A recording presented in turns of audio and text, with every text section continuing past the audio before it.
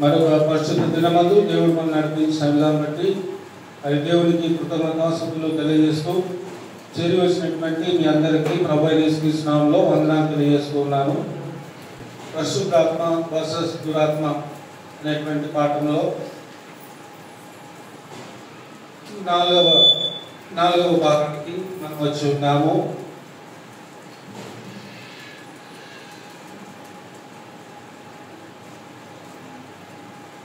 పరిశుద్ధాత్మ దేవుని పనులు, అలాగే బ్రహ్మపరచు ఆత్మ ద్వారా జరిగేటువంటి పనులు ఎలా ఉంటాయి అనేటువంటి విషయాలు మనం ఆలోచన చేశాము. గత ఆదివారము మొదటి దశలోనిక పత్రిక 2వ అధ్యాయము 1 నుండి 12 వచనాల వరకు మనం చదవడం జరిగింది. మొదటి దశలోనిక పత్రిక 2వ అధ్యాయము 1 నుండి 12 వరకు గత ఆదివారం చివరి క్షణాల్లో ధ్యానం చేయడం జరిగింది.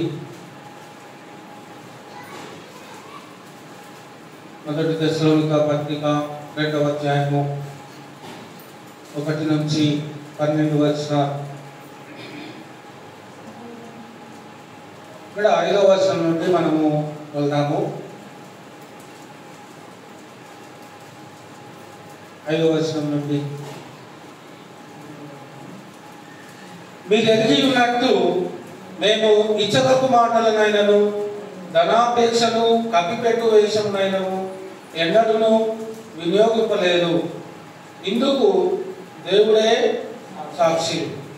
మరియు మేము క్రీస్తు యొక్క అపోస్తలులమై ఉన్నందున అధికారము చేయుటకు సమర్థులమై ఉన్నాము. మీ వలననే కానీ ఇతరుల వలననే కానీ మనుషుల వలన కలుగు ఘనతను మేము కోరలేదు.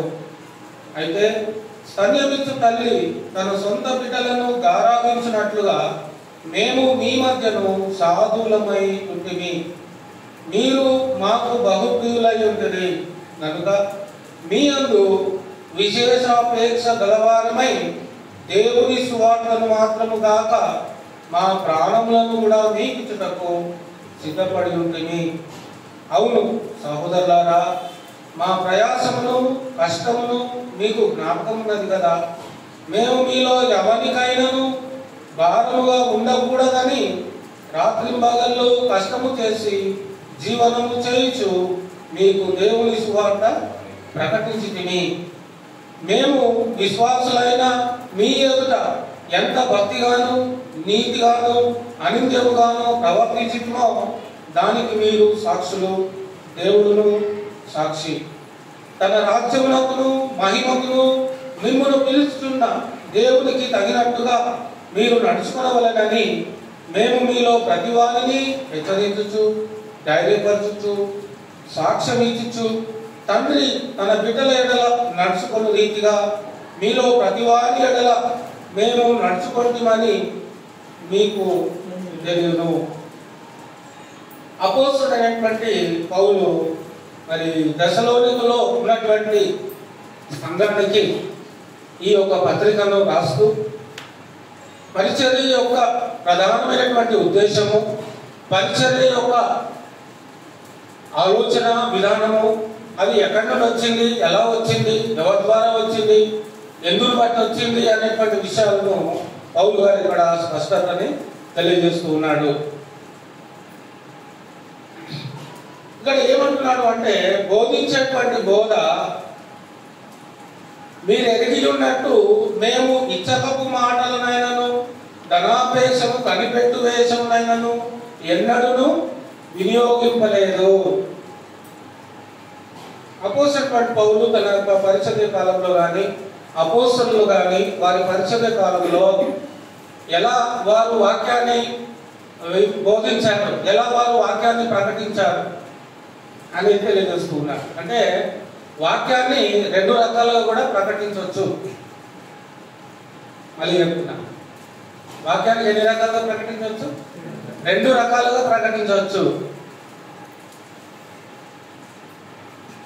ఒకటి శరీరాన్ని హత్తుకునేదిగా ఉంటుంది, రెండవది ఆత్మకు హత్తుకునే విధంగా ఉంటుంది. ఇప్పుడు బోధించేటువంటి ఈ బోధ ఏదైతే క్రీస్తు ద్వారా పరిశుద్ధాత్మ ద్వారా దేవుడు మనకు ఇచ్చాడో ఈ బోధ దేనికి మేలు కలిగించేదిగా ఉంది? శరీరానిక, ఆత్మక? ఏంటి?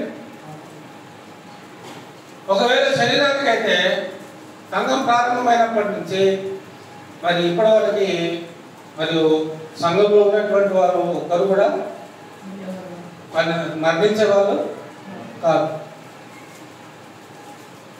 అంటే ఈ బోధ దేనికి అంటే ఈ బోధ ఆత్మకి, ఆత్మీయ జీవితాన్ని నిలువబెట్టుకోవటానికి, మన ఆత్మీయతను కాపాడుకోవటానికి, మన ఆత్మీయతను పెంపొందింపజేసుకోవడానికి ఈ బోధ మనకి అవసరమై ఉంది. కాబట్టి చెప్పబడుతున్నటువంటి బోధ ఎలా బోధించాలి అన్నప్పుడు ఇచ్చకపు మాటలతోనైనను ధనాపేక్ష మూలముగానైనను బోధింపకూడదు అని పౌలు గారి యొక్క భావన ఇక్కడ తెలియపరచబడతాం. అంటే పౌలు గారి యొక్క భావన అంటే పరిశుద్ధాత్మ ద్వారా ప్రేరేపింపబడిన వాడే ఈ మాటలను ఆయన రాస్తున్నాడు. అంటే బోధ ఎలా ఉండొద్దు అట? ఇచ్చకపు మాటల వలన ఆయన బోధలా ఉండకూడదు. ఇచ్చకపు మాటలు అంటే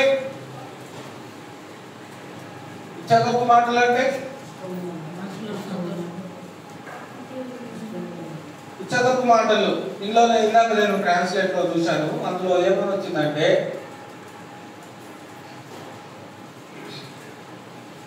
కల్పింపబడిన అనేటువంటి భావన వచ్చింది. కల్పింపబడిన బోధ, లేకపోతే తీసివేయబడిన బోధ, లేకపోతే చెప్పబడని బోధ. ఈ మూడు అర్థాలు ఉన్నాయి. ఇచ్చకపు అనేటువంటి ఆ మాటకి, ఆ పదానికి మూడు అర్థాలు ఉన్నాయి. ఆ మూడు అర్థాలు ఏంటంటే కల్పింపబడిన బోధ, తీసివేయబడిన బోధ, మూడు చెప్పబడని బోధ. అంటే ఈ మూడు కూడా దేన్ని సూచిస్తూ ఉన్నాయంటే అబద్ధాన్ని సూచిస్తూ ఉన్నాయి. అందుకే బ్రహ్మపరుచు ఆత్మ యొక్క గురి ఏంటి అంటే, బ్రహ్మపరుచు ఆత్మ యొక్క గురి ఏమిటి అంటే బోధలోనే తారుమారు చేసేటువంటి విధానాన్ని తీసుకొని రావడం. బోధ చెప్పబడుతున్నటువంటి బోధలోనే కల్పింపబడినటువంటి బోధ ఎప్పుడైతే ప్రకటింపబడుతుందో అక్కడ ఈ బ్రహ్మపరుచు ఆత్మ యొక్క పనితీరు జరుగుతూ ఉంటుంది. చెప్పబడని బోధ అంటే దేవుడు చెప్పని బోధ. ఒకవేళ బోధకుడు బోధిస్తే దేవుడు చెప్పని బోధ, దేవుడు చెప్పకూడని బోధ. ఒకవేళ బోధకుడు బోధిస్తే అక్కడ దేవుని ఆత్మ నివసించదు. దేవుని ఆత్మ ఎక్కడ నివసిస్తుంది? దేవుని ఆత్మ ఎక్కడ నివసిస్తుంది? మీరు ఎవరితో ఎక్కువ ఫ్రెండ్షిప్ చేస్తారు? మీరెవరు ఫ్రెండ్షిప్ రోజు అదే రోజు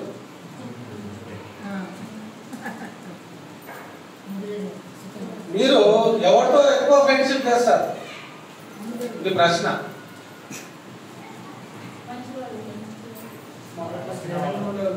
మనకు నచ్చిన వాళ్ళతో, మనల్ని అర్థం చేసుకున్న వాళ్ళతో, మనకు అనుకూలంగా ఉన్న వారితో, మనల్ని ప్రేమించే వారితో, ఇంకేమైనా ఉన్నాయా? మన కోసం ఏమైనా చేసే వారితో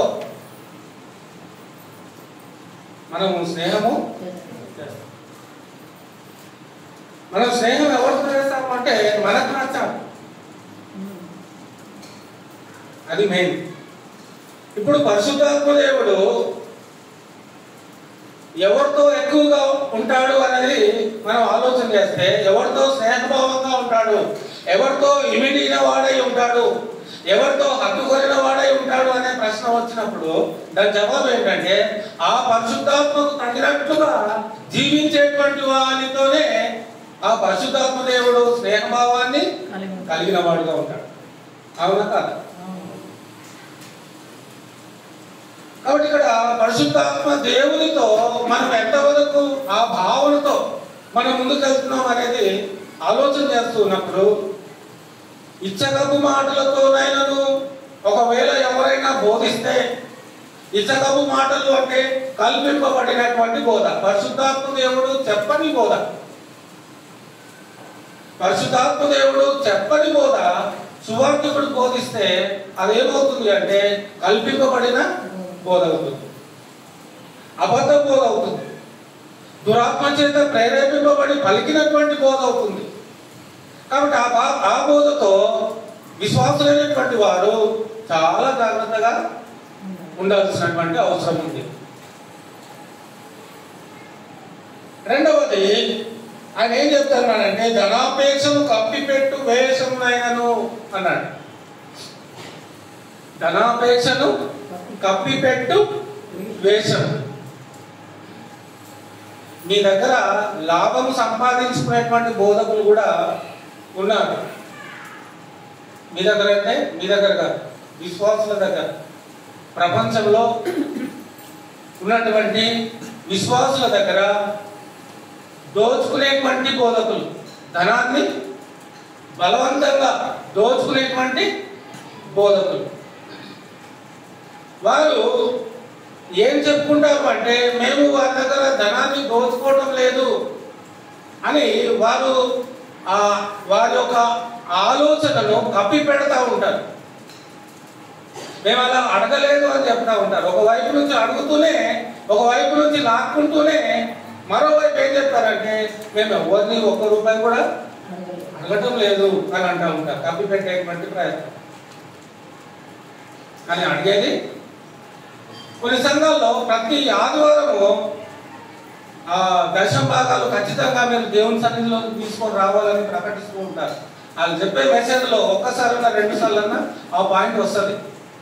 ఛాలెంజ్ చేసి చెప్తున్నాను. ఒక్కసారైనా 2 సార్లు వస్తుంది. మీ ధనాన్ని మీరు దేవునికి ఇవ్వండి, దశమ భాగం ఇవ్వండి, అంతకంటే ఎక్కువ ఇవ్వండి అని చెప్పేటువంటి బోధ ఈరోజు ఎక్కువగా దాని గురించే ప్రకటన అనేది జరుగుతూ ఉంటుంది.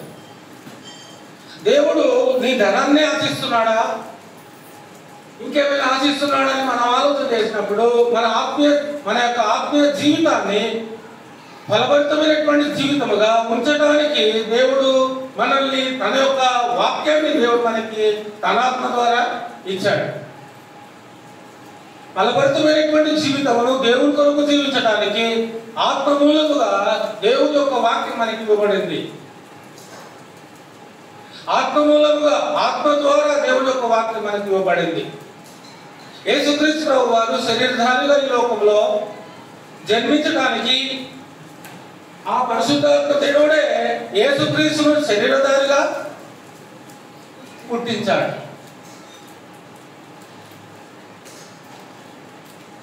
కాబట్టి ఆ పరిశుద్ధాత్మ దేవుడే క్రీస్తునందు విశ్వాసం ఉంచినటువంటి వారిని ఆయన ఏం చేస్తున్నాడు అంటే, క్రీస్తును ఎవరైతే విశ్వసిస్తున్నారో వారిలో ఆయన నిలిచినటువంటి వాడై దేవుని కొరకు బ్రతికే విధంగా వారిని ప్రోత్సాహాన్ని ఇస్తూ ఉన్నాడు.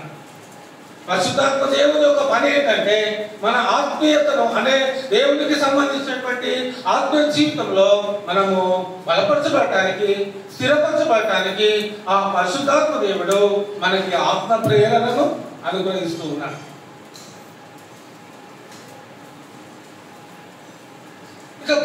ఇక బ్రహ్మపరచు ఆత్మ యొక్క నడిపింపు ఎలా ఉంటది అంటే, దేవుడు చెప్పని మాటలను అక్కడ తెలియపరిచేటువంటి విధానము, దేవుడు చెప్పకూడనటువంటి మాటలు, దేవుడు చెప్పినటువంటి మాటల్లో కొన్ని తీసివేసి చెప్పడము, కొన్ని కల్పించి చెప్పడము జరగటం వలన ఏమవుతుంది అంటే దేవుని ఆత్మకి స్థానం లేకుండా పోతుంది. ఆత్మీయంగా నడిపింపబడినటువంటి, ఆత్మీయంగా నడవలసినటువంటి జీవితంలో తొలగిపోవడానికి బ్రహ్మపరచు ఆత్మ ఏం చేస్తుంది అంటే, లేని మాటలను ఉన్నట్లుగా చూపించి విశ్వాసమైనటువంటి వారిని భ్రమ పెడుతూ బ్రహ్మపరచు ఆత్మ కిందికి వారిని ఆరాధనలను తీసుకొని వెళ్తాము.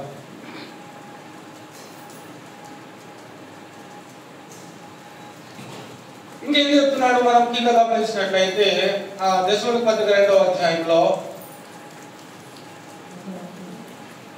ధనాపేక్షను కప్పిపెట్టు వేషం నేను ఎన్నడూ వినియోగింపలేదు, ఇందుకు దేవుడే సాక్షి అంటున్నాడు. మరియు మేము క్రీస్తు యొక్క అపోస్తలుమై ఉన్నందున అధికారం చేయుటకు సమర్థులమై ఉన్నను, మీ వలననే గాని ఇతరుల వలననే గాని మనుషుల వలన కలుగు ఘనతను మేము కోరలేదు. నిజమైనటువంటి విశ్వాసి, నిజమైనటువంటి సువార్థికుడు మనుషుల ద్వారా ఘనతను పొందాలనేటువంటి ఆశ లేనివాడై ఉంటాడు. మనుషుల వలె నేను ఘనపరచబడాలి అనే ఆశ ఎవరికైతే ఉంటుందో అతడు నిజమైనటువంటి విశ్వాసి కాదు. అలాగే మనుషుల చేత నేను ఘనపరచబడాలి, మనుషుల చేత నేను పొగడబడాలి, మనుషుల చేత నేను గొప్పవాడినని చెప్పబడాలి అనేటువంటి ఆశ సువార్థికుడు ఉన్నా కూడా మరి ఆ సువార్థికుడు వాక్యానుసారమైనటువంటి సువార్థికుడు కాదు. కొంతమంది బోధకులు నేటికి ఉన్నారు, వాళ్ళ దగ్గర మీటింగ్ ఉంది రండి బ్రదర్ అని పిలిస్తే కనీసము నేను రావాలంటే, నేను ఆ మీటింగ్ రావాలంటే కనీసము ఒక 2000 మంది అయినా ఉండాలి. ఎంతమంది? 2000 మంది ఉంటేనే నేను అక్కడ మీటింగ్కి. అంటే దాని ఉద్దేశం ఏంటి? అతనిలో ఉన్నటువంటి ఆలోచన ఏంటి? 2000 మంది వస్తేనే నేను వస్తాను అంటే మరి 1990 మంది వచ్చారనుకోండి మీటింగ్కి, 1990 మంది వచ్చారనుకోండి, అప్పుడు ఏంటి పరిస్థితి? వస్తాడా రాడా? ముందే చెప్పేశాడు ఎంతమంది రావాలి. అది మినిమం, అది 2000 అనేది మినిమం. మ్యాక్సిమం పోతుంది, ఇంకా 5000 10,000 దాకా కూడా పోతుంది. మినిమం 2000. ఆ మినిమం 2000 కంటే తక్కువ మంది వస్తే ఆ బోధకుడు ఆ మీటింగ్కి రాడు, వెళ్ళడు. ఎందుకు రాడు, ఎందుకు వెళ్ళాడు అనేది ప్రశ్న. దాని జవాబు చెప్పగలరా?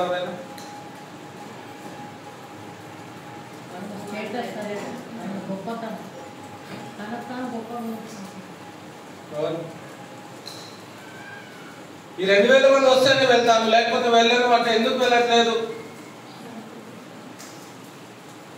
మనుషుల ద్వారా ఘనపరచబడాలని ఒకటి ఉంది. రెండవది ఏంటంటే ఎంతమంది పెరిగితే అంత కానుకలు ఎక్కువగా. అంతే కదా? అంతేనా? ఇప్పుడు 100 మంది 10 రూపాయలు వేస్తే ఎంత అవుతుంది? 1000 రూపాయలు అవుతుంది. అదే 2000 మంది 10 రూపాయలు వేస్తే 25,000. 20,000. 2000 మంది 10 రూపాయలు సంద వేస్తే 10 రూపాయల సంద, 100 రూపాయలు కాదు, 10 రూపాయల సంద 2000 మంది వేస్తే 20,000 అవుతుంది. అదే 2000 మంది 100 రూపాయలు వేస్తే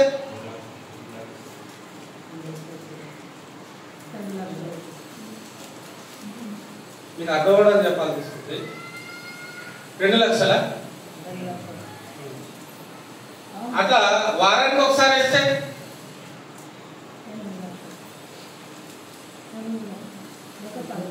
వారానికి ఒకసారి వేస్తే 2 లక్షలు. నెలకి 5 వారాలు వేస్తే 10 లక్షలు. అది 100 రూపాయలు వేస్తేనే. దానికంటే ఎక్కువ దశభాగం వేస్తే 1000 రూపాయలు వేస్తే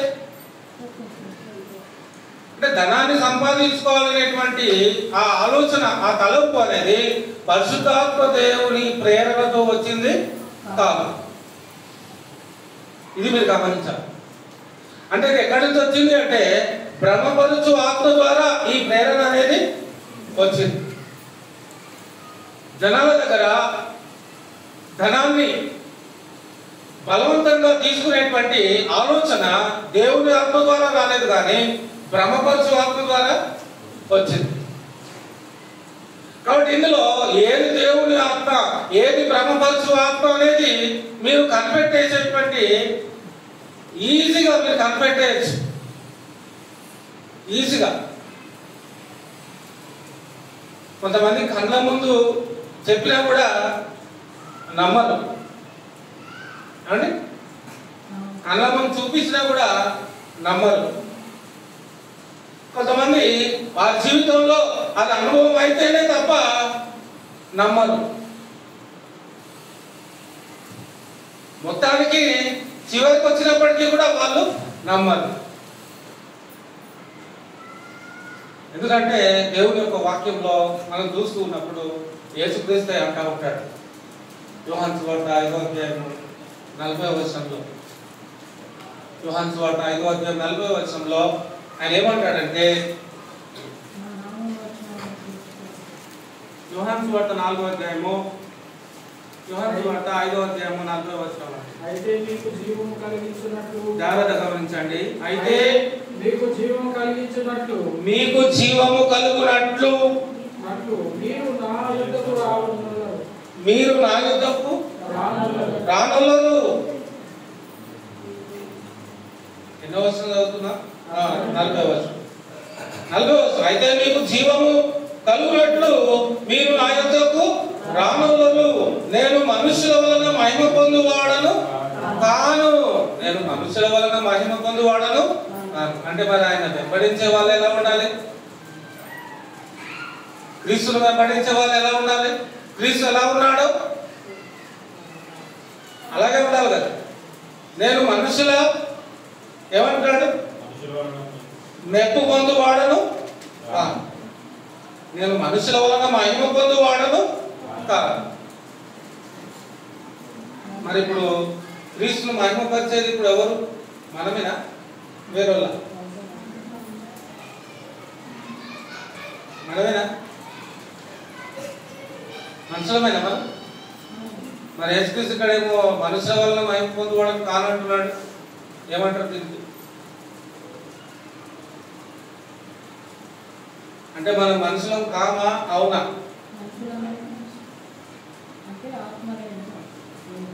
మనుషుల వలన మహిమ పొందువాడను కాను. అంటే దేవుని ఆత్మ లేకుండా మనం దేవుని మహిమపరచలేము. దేవుని ఆత్మ మూలముగానే, దేవుని ఆత్మ ద్వారానే, దేవుని ఆత్మ సహాయం ద్వారానే మనం దేవుని మహిమపరచగలుగుతాము. మనం దేవుని ఆత్మను పొందకుండా, దేవుని ఆత్మలో జన్మించకుండా మనము దేవుని మహిమ పరచలేము. అందుకే ఏమంటాడు యేసుక్రీస్తు ప్రభువారు అంటే, నికోదేముతో ఒకడు కొత్తగా జన్మిస్తేనే కానీ పరలోక రాజ్యాన్ని, దేవుని రాజ్యాన్ని చూడలేడు, పొందలేడు. ఒకడు నీటి మూలముగాను ఆత్మ మూలముగాను జన్మిస్తేనే కానీ అతడు దేవుని రాజ్యాన్ని ప్రవేశించలేడు అంటా ఉంటాడు. అంటే జన్మ, నూతన జన్మ అనేటువంటి అనుభవం లేకపోతే అతడు దేవుని బిడ్డగా మార్చబడలేడు, దేవుని ఆత్మ చేత నడిపింపబడలేడు. దేవుని ఆత్మ మూలముగా, నీటి మూలముగా జన్మిస్తేనే తప్ప అతడు దేవుని రాజ్యానికి వారసుడు అవ్వగలుగుతాడు, దేవుని రాజ్యంలో ప్రవేశించగలుగుతాడు.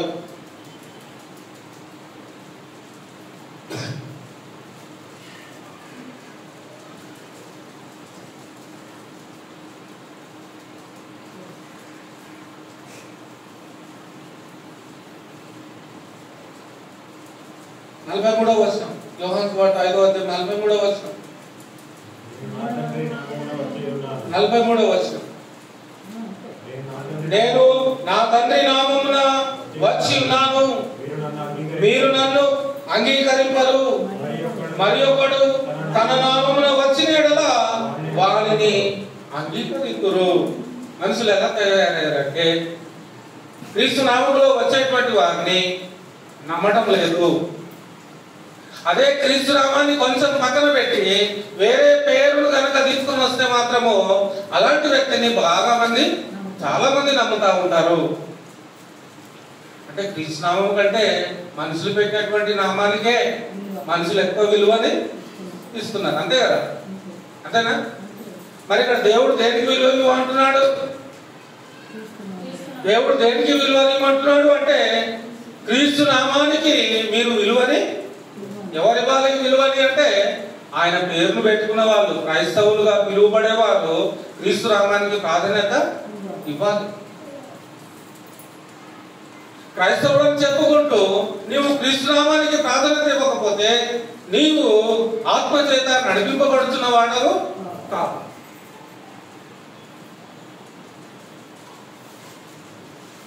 నీవు దేవుని ఆత్మచేత నువ్వు నడిపింపబడినట్లయితే నీవు దేవుని కుమారుడు అవుతావు. కానీ నువ్వు భ్రమపరచు ఆత్మ ద్వారా నువ్వు నడిపింపబడుతున్నావు అంటే నీవు అపవాది సంతానం అవుతావు.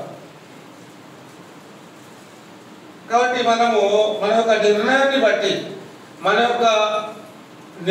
బట్టి వాక్యానుసారమైనటువంటి నిర్ణయమును మనం తీసుకుంటున్నప్పుడు ఆ నిర్ణయానికే మనము కట్టుబడి ఉండాల్సి వస్తుంది.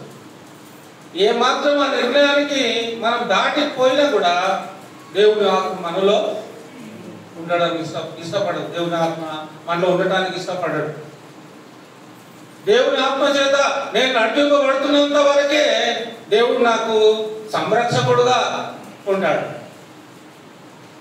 నేను ఎప్పుడైతే దేవునికి విరోధంగా జీవిస్తూ ఉంటానో, దేవునికి విరోధమైనటువంటి ఆలోచనతో నేను ముందుకు వెళ్తా ఉంటానో అప్పుడు దేవుని ఆత్మ నాలో నుండి వెళ్ళిపోతాం. ఆ ఆత్మ చేత శరీర క్రియలను మనం ఎప్పుడైతే చంపుతామో అప్పుడే మనం బ్రతుకుతాము అంటాడు. ఆత్మ చేత శరీర క్రియలను చంపాలి. అది ఎక్కడ కనబడుతుంది మనకి అంటే రోమా పత్రిక 8వ అధ్యాయము మనం అక్కడ చూడవచ్చు.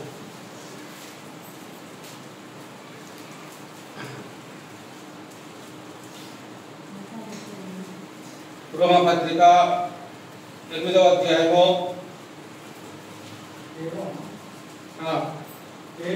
శరీరానుసారమైన మనస్సు దేవునికి 5వ వచనం నుంచి శరీరానుసారులు శరీర విషయముల మీద మనస్సు నుంతురు, ఆత్మానుసారులు ఆత్మ విషయముల మీద మనస్సు నుంతురు.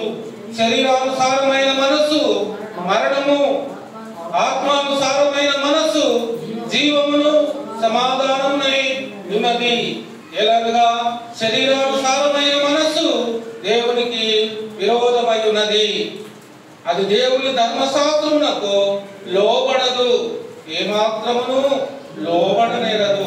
కాగా శరీర స్వభావం గల వారు దేవుని సంతోషపరచనేరరు. శరీర స్వభావము కలిగిన వారు ఎలా ఉంటారంటే ఇక వారు దేవుని ఎప్పటికీ సంతోషపరచలేరు. అంటే ఒక విశ్వాసికి ఉండవలసినటువంటి టార్గెట్ ఏంటి అంటే ప్రతి విశ్వాసికి ఉండవలసినటువంటి టార్గెట్ ఏంటి, గురి ఏంటి అంటే దేవుడు నా ద్వారా సంతోషపడాలి. అంతేనా? దేవుడు నా ద్వారా సంతోషపడాలి అంటే నేను ఎలా నడవాలి, దేని సహాయంతో నేను జీవించాలి, దేని సహాయంతో నేను బ్రతకాలి అనేది మనం ఆలోచన చేస్తున్నప్పుడు ఆత్మానుసారమైన మనస్సు కలిగి మనము జీవించవలసినటువంటి అవసరం ఉంది. ఆత్మానుసారమైన మనస్సు అంటే దేవుని ఆత్మ చేత ప్రకటింపబడుతున్నటువంటి వాక్యము ద్వారా మనము బ్రతకాలి, జీవించాలి.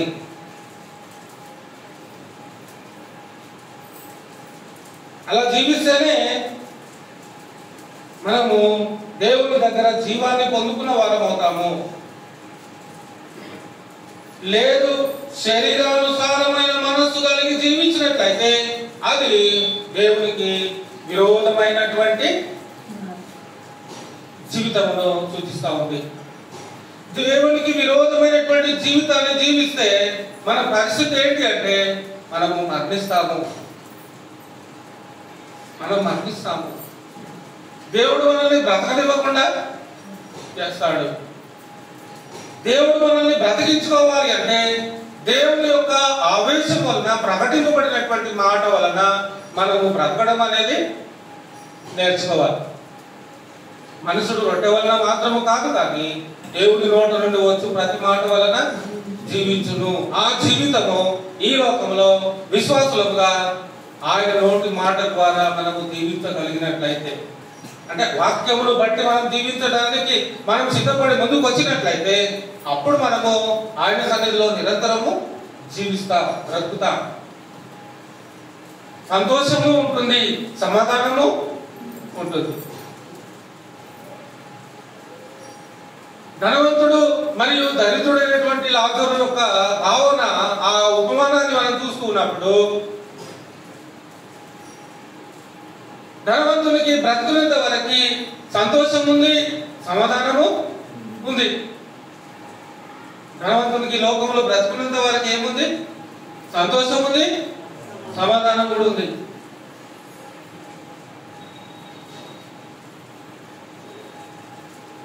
లాజరుకి ఏముంది?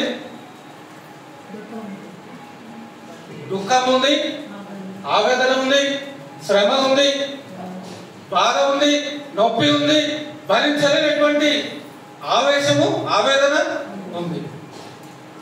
ధనవంతునికి మాత్రం సంతోషం ఉంది, సమాధానం ఉంది, తృప్తి ఉంది, అన్నీ ఉన్నాయి.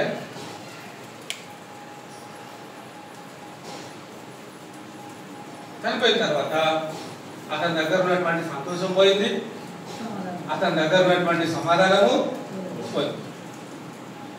చనిపోయిన వరకే ఉన్నాయి, కానీ చనిపోయిన తర్వాతనే ఆ రెండు, కానీ చనిపోయిన తర్వాతనే అవే ప్రాముఖ్యమైనవి, అదే విలువైంది. సంతోషమే విలువైంది, సమాధానమే విలువైంది. సంతోషం లేకుండా ఉంటే అతను ఎంత ఆస్తిపరుడైనా కూడా సంతోషం ఉన్నా ఉపయోగము లేదు. ఆ సంతోషాన్ని బలపరుచుకోవాలి, స్థిరపరచుకోవాలి అంటే అతడు ఎలా ఉండాలి? దేవుడి నోటి మాటలు బట్టి జీవించువాడుగా ఉండాలి. దేవుడి నోటి మాటలు బట్టి జీవిస్తే మరి అతడు ధనవంతుడైనా, అతడు పేదవాడైనా దేవుడి నోటి మాటను బట్టి జీవించగలిగినట్లయితే అతడు చనిపోయిన తర్వాత కూడా అతనికి సంతోషము, ఆ సమాధానం అనేది ఉంటుంది. కానీ ఇక్కడ ఏమైంది అంటే, ధనవంతునికి చనిపోయిన తర్వాత సంతోషం పోయింది, సమాధానం కూడా. అతడు అనుకొని ఉండొచ్చు, నేను ధనం పెట్టి నేను కొనుక్కోగలుగుతాను అని అనుకొని ఉండొచ్చు. చనిపోయిన తర్వాత నేను ఈ సంతోషాన్ని కొనుక్కోగలుగుతాను అని అనుకుని ఉండొచ్చు. కానీ చనిపోయిన తర్వాత అతను వెంబడి ఒక్క రూపాయి కూడా తీసుకొని వెళ్ళలేకపోయాడు.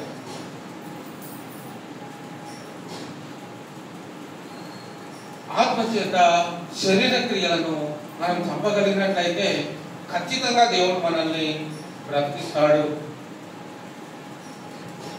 13వ వచనం, రోమా 8, 13, 14.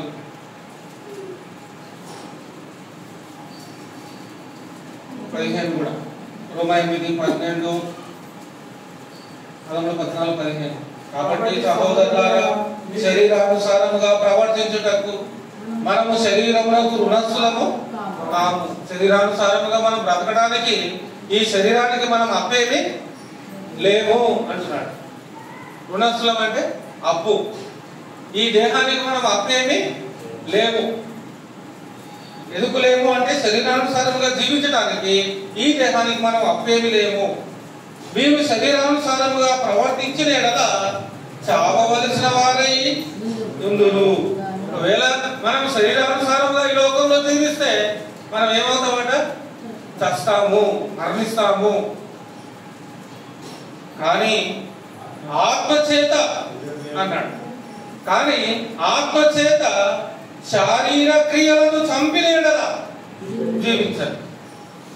దేవుని సన్నిధిలో మనం జీవించాలి అంటే ఈ లోకంలో బ్రతుకున్నప్పుడు, చనిపోయిన తర్వాత కూడా మనం దేవుని సన్నిధిలో జీవించాలి అంటే ఆత్మచేత, అంటే ఏ ఆత్మనైతే మనం కలిగిన వారుగా ఈ లోకంలో ఉన్నామో ఆ పరిశుద్ధాత్మ సహాయం ద్వారా, ఆ పరిశుద్ధాత్మ వరము ద్వారా మనము నడిపింపబడుచున్నటువంటి వారుగా, జీవించుచున్నటువంటి వారుగా మనం ఉన్నట్లయితే ఆ శరీర క్రియలను ఆ ఆత్మ చేత, దేవుని ఆత్మ చేత మనము చంపినట్లయితే అంటే నెరవేర్చకుండా, శరీర క్రియలను నెరవేర్చకుండా ఆత్మ చెప్పేటువంటి మాటలను బట్టి జీవించుట ద్వారా, శరీర క్రియలను చంపుట ద్వారా మనం బ్రతుకుతామని దేవుని వాక్యం మనకి తెలియజేస్తాం. ఇప్పుడు దేవుని యొక్క ఉద్దేశం ఏంటి? మనం బ్రతకాలన్నా చావాలన్నా? కొంతమంది తల్లిదండ్రులు అంటూ ఉంటారు వారి పిల్లల్ని, ఏమంటారో మీరే డిసైడ్ చేసుకునే అన్నాను. ఎందుకంటే ఇప్పుడు దేవుడు మనల్ని బ్రతకాలని ఆశ కలిగినటువంటి వాడే ఉన్నాడు. మనం బ్రతకాలి, నిరంతరం మనము బ్రతకాలి, ఆయన సన్నిధిలో బ్రతకాలి, ఆయన సన్నిధిలో మనం జీవించాలి, ఆయన సన్నిధిలో ఆ సంతోషాన్ని, ఆ సమాధానాన్ని మనము సంపాదించుకొని ఉండాలి అనేది దేవుని యొక్క ఆలోచన ఉంది. ఇప్పుడు దాన్ని సంపాదించుకోవాలంటే ఆ బాధ్యత ఎవరి మీద? దేవుడిచ్చేటువంటి నిత్య జీవాన్ని, దేవుడిచ్చేటువంటి ఆ జీవాన్ని సంపాదించుకోవాలి అంటే ఆ బాధ్యత ఎవరికి ఇచ్చాడు దేవుడు?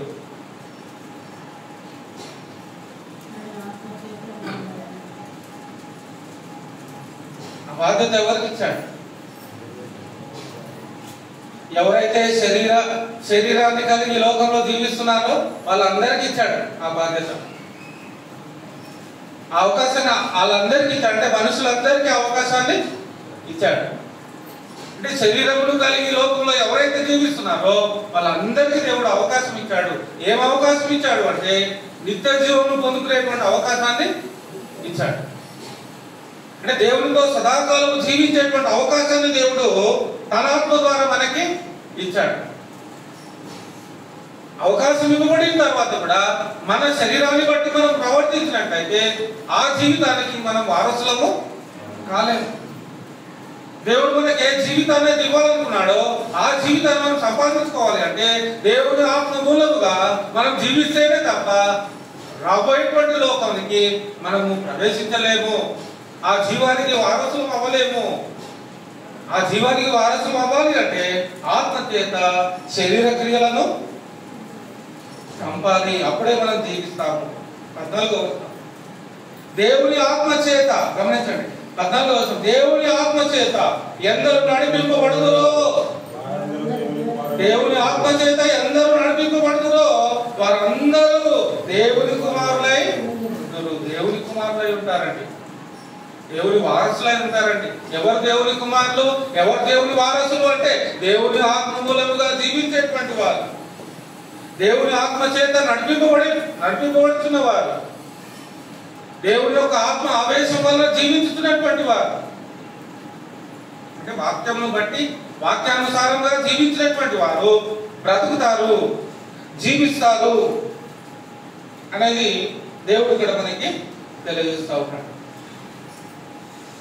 ఇంకొకసారి 2 పేతురు పత్రిక 1వ అధ్యాయము 2 పేతురు పత్రిక 1వ అధ్యాయము 20-21 వచనం.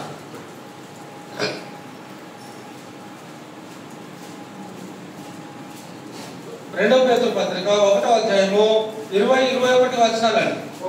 ఒకడు తన ఊహను బట్టి చెప్పుట వలన లేఖనములో ఏ ప్రవచనమును పుట్టదని మొదట గ్రహించుకొనవలెను. ఏలనగా ప్రవచనము ఎప్పుడును మనిషిని ఇచ్చను బట్టి కలవలేదు, కానీ మనుషులు పరిశుద్ధాత్మ వలన ప్రేరేపింపబడిన వారై దేవుని మూలముగా పలికిరి. ప్రవచనము అంటే దేవుని వాక్యము మనుషుని ఇచ్చ నుండి వచ్చింది కాదు, మనుషుని యొక్క ఆలోచనలో నుండి వచ్చింది కాదు. మొట్టమొదట మనం దశలోనిక పత్రిక చదువుకున్నాం కదా, దశలోనిక పత్రిక. ఆ దశలోనిక పత్రిక రాసింది ఎవరు? పౌలు రాశాడు. అంటే సహజంగా మనకి ఏం క్లిక్ అవుతుంది? ఫస్ట్ మనకి ఏం క్లిక్ అవుతుంది? పౌలు గారే రాశాడు, అక్కడే ఆగిపోతాం మనం. కానీ పేతురు ఏమంటున్నాడు? ప్రవచనము ఎప్పుడును మనుషుని ఇచ్చ నుండి వచ్చింది కాదు.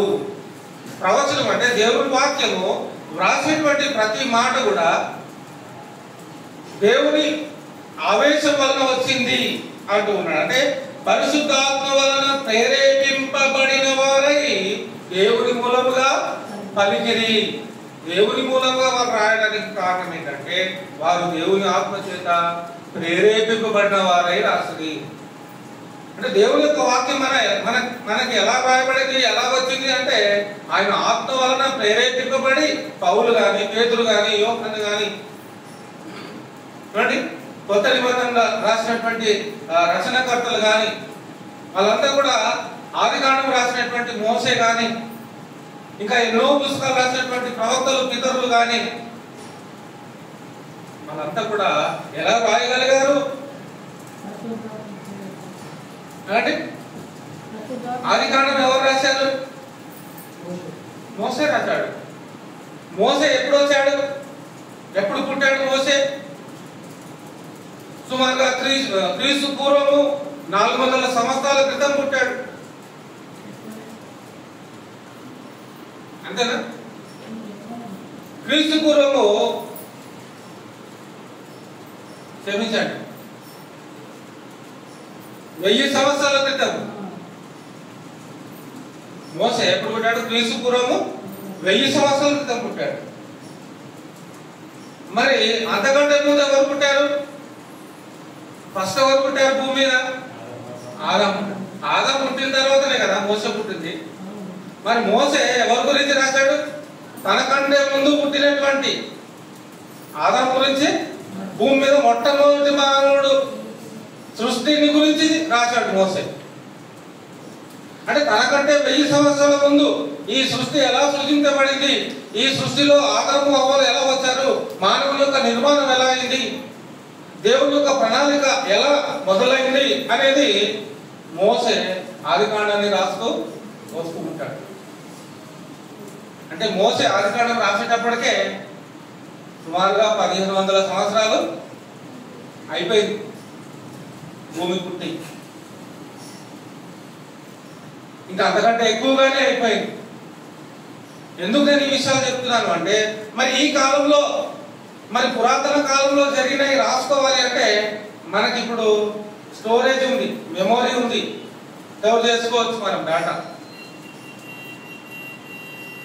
మన ఫోన్లో స్టోర్ చేసుకోవచ్చు, మన కంప్యూటర్లో స్టోర్ చేసుకోవచ్చు, లేకపోతే హార్డ్ డిస్క్ డ్రైవ్లో స్టోర్ చేసుకోవచ్చు, లేకపోతే పెన్ డ్రైవ్లో స్టోర్ చేసుకోవచ్చు, లేకపోతే సిడీలో స్టోర్ చేసుకోవచ్చు. కానీ ఆ కాలంలో స్టోర్ చేసుకోవడానికి ఏం లేదు. మెమొరీ అంతా ఎవరి దగ్గర ఉందో ఆ మెమొరీ అంతా కూడా, ఆ జ్ఞాపకం అంతా కూడా, ఆ నిజాలు, ఆ వాస్తవాలన్నీ కూడా దేవుని ఆత్మ చేత వారు ప్రేరేపింపబడిన వారై రాశారు. ఆ ఆత్మ ప్రేరణ, ఆ ఆత్మ నడిపింపులో మనం జీవించడం ఎప్పుడైతే నేర్చుకుంటామో మనం బ్రతుకుతాం. అందుకే పేతురు గారు ఏమంటున్నారు ఇక్కడ అంటే, ఒకడు తన ఊహను బట్టి చెప్పుట వలన లేఖనంలో ఏ ప్రవచనము ఉంటుంది. ఒక వ్యక్తి, ఒక సువార్తికుడు ఒక బోధ చేస్తూ ఒక విషయాన్ని మీకు తెలియజేస్తున్నాడు అంటే అది ఎంత గొప్ప విషయమైనా కావచ్చు, ఎంత పెద్ద విషయమైనా కావచ్చు, అది లేఖనంలో ఉందా లేదా అని మీరు పరీక్షించాల్సిన అవసరం ఉంది. ఒక సువార్తికుడు అంటాడు, మీరు 7 మంగళవారాలు రండి మా ప్రార్థనకి, మా ప్రార్థన మీటింగ్ కి. ఎన్ని మంగళవారాలు? 7 మంగళవారాలు రండి అంటాడు.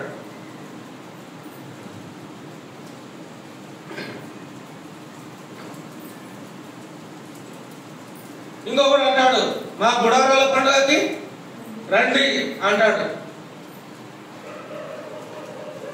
ఇంకొకడు అంటాడు, రకరకాల పేర్లతో పిలువబడేటువంటి పండుగల పేర్లు చెప్పుకొచ్చు ఆ మీటింగ్లకు రండి అని పిలుస్తూ ఉంటారు. మరి కొత్త నిబంధనలో అపోస్తలులు ఇలాగ ఎప్పుడైనా వాళ్ళు ప్రకటన చేశారా అంటే ఎక్కడ కూడా వాళ్ళ అలాంటి ప్రకటనలు ఏమి, ఎక్కడ వాళ్ళకి సమయం దొరికినా అక్కడే వారికి దేవుని వాక్యాన్ని, సువార్తని ప్రకటించేటువంటి వారు. ప్రత్యేకంగా మీరు 7 వారాలు రండి, 7 మంగళవారాలు రండి, 5 మంగళవారాలు రండి అని ఎక్కడ కూడా ఎవరు అపోస్తలులు ఎక్కడ కూడా చెప్పలేదు. మరి ఇక్కడ ఎందుకు చెప్తున్నారు? ఈ రోజుల్లో ఇలాంటి బోధలు ఎక్కడి నుంచి వస్తా ఉన్నాయంటే అది మీరు చెప్పాలి. ఎలా వస్తున్నాయి? భ్రమపరచు ఆత్మ ద్వారా వస్తున్నాయి. దేవుడు చెప్పని, అందుకే ముందు అన్నా నేను, ఇచ్చకపు మాటలు అన్నాడు దశలోనిక పత్రికలో. అన్నాడా? మీరు చదువుకున్నారు, మీరు చదివారు కూడా. మొదటి దశలోనిక పత్రిక 2వ అధ్యాయము 5వ వచనమా? ఇచ్చకపు మాటలు. మొదటి దశలోనిక పత్రిక 2వ అధ్యాయం 5వ వచనంలోనే ఉందా ఇచ్చకపు మాటలు? ఇచ్చకపు మాటలు అంటే దాని అర్థం ఏంటని చెప్పుకున్నాం మనం. కల్పింపబడిన, తీసివేయబడిన, చెప్పబడని, కల్పింపబడిన లేదా తీసివేయబడిన లేదా చెప్పబడని బోధ. ఈ మూడిట్లో ఏ ఒక్కటి చేసినా కూడా అది అబద్ధ బోధ అవుతుంది. అందుకే పౌలు గారు ముందుగానే ఈ విషయాన్ని సంఘానికి పరిశుద్ధాత్మ ద్వారా ప్రేరేపింపబడిన వాడే తెలియజేశాడు. ఎక్కడ సత్య సంబంధమైన బోధ ఉంది, ఎక్కడ కల్పింపబడిన బోధ ఉంది, అది మీరు గ్రహించవలసినటువంటి అవసరము ఉంది. ఎందుకంటే ఇది దేనికి సంబంధించింది? ఎందుకు మనం దీన్ని ఇంత సీరియస్ గా తీసుకోవాలి? ఎందుకు మనం దీన్ని ఇంత తీవ్రంగా ఆలోచన చేయాలి అంటే ఇది ఆత్మకు సంబంధించినటువంటి బోధ కాబట్టి. శరీరానికి సంబంధించింది అయితే ఓకే. ఎందుకు ఓకే? కొంతకాలమే ఉంటది కాబట్టి. కానీ ఆత్మకు సంబంధించింది ఎప్పటికీ ఉండేటువంటి. కొంతకాలానికే మనం ఇంత ప్రాధాన్యత ఇస్తే ఎప్పటికి ఉండే దాని గురించి ఇంకెంత ప్రాధాన్యత ఇవ్వాలి? చాలా ప్రాముఖ్యత ఇవ్వాలి. సామెతల గ్రంథము 11వ అధ్యాయము 4వ వచనము. ఉగ్రత దినమందు ఆస్తి అక్కరకు రాదు, నీతి మరణం నుండి రక్షించును. నీతి అనేది మనల్ని ఎక్కడి నుంచి రక్షిస్తుందట? మరణం నుండి. అంటే మనం చనిపోకుండా రక్షించగలిగేటువంటి శక్తి దేనికి ఉంది అంటే నీతికి ఉంది. మన ఆస్తికి లేదు, మన శరీరానికి కూడా లేదు. నీతి నుండి అంటే ఆపద నుండి, మరణం నుండి మనల్ని తప్పింపజేసేటువంటిది ఏంటి అంటే నీతి. అందుకే యేసుక్రీస్తు ఏమంటాడు? మత్తయి సువార్త 6:30-31 ఏమంటాడు? మొదట నా రాజ్యమును నీతిని మొదట వెతకండి అంటాడు. ఎందుకు మొదట వెతకాలి అంటే ఆ నీతే, ఆ రాజ్యమే నిన్ను మరణం నుండి కాపాడు. నీతి అంటే క్రీస్తు నీతి. నువ్వు క్రీస్తును కలిగిన వాడవై ఈ లోకంలో నువ్వు జీవించినట్లయితే నిన్ను మరణం కూడా ఏమి చేయలేదు, పాతాళం కూడా నిన్ను ఏమి చేయలేదు. ఎందుకంటే ఆ పాతాళ లోకాన్ని, ఆ మరణాన్ని జయించినటువంటి వాడిని నువ్వు వెంబడిస్తున్నావు కాబట్టి, ఆ మరణాన్ని జయించినటువంటి వాడిని నీ హృదయంలో, నీ జీవితంలో, నీ మనస్సులో ఆ వ్యక్తిని నువ్వు సంపాదించుకున్నావు కాబట్టి, ఆ ఆత్మ ద్వారా నువ్వు నడిపింపబడుతున్నావు కాబట్టి, ఆయన ఎలాగైతే మృత్యుంజయుడే తిరిగి లేచాడో ఆయనను నమ్ముకొని విశ్వసించినటువంటి వారికి అటువంటి శక్తి వారికి ఆయన ప్రసాదిస్తూ ఉన్నాడు. ఆ మాట నాకు దొరకట్లేదు. నీ ఆస్తి అంతయు ఇచ్చి అనే మాట.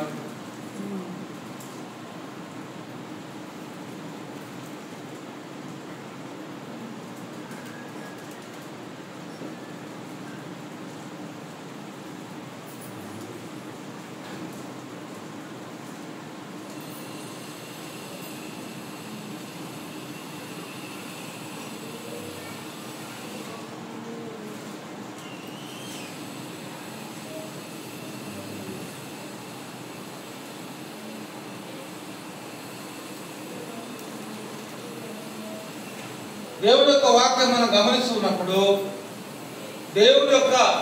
దేవుడి ద్వారా మనము పొందుకునేటువంటి నిత్య జీవము కంటే మన ఆస్తి గొప్పదేమి కాదు. కాబట్టి మన ధనం అంతా ఇచ్చి మనం దేవుని యొక్క జ్ఞానాన్ని నేర్చుకోవాల్సినటువంటి అవసరం ఉంది.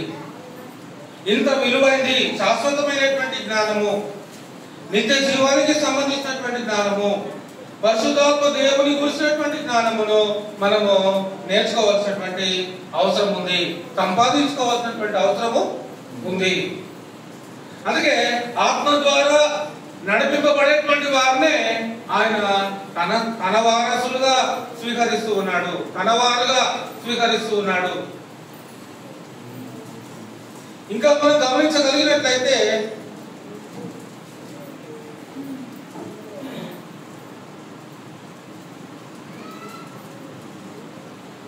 మత్తయి సువార్త 24వ అధ్యాయము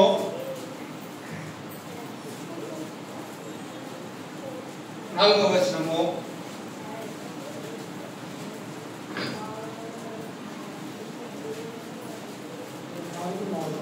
మత్తయి సువార్త 24వ అధ్యాయము యేసు వారితో ఇట్లనెను, 4వ వచనం అనుకుంటా.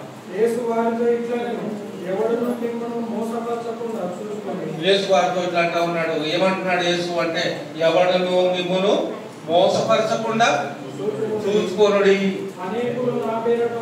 అనేకులు నా పేరిట వచ్చి నేనే క్రీస్తునని చెప్పి పలువురిని మోసపరచెదరు.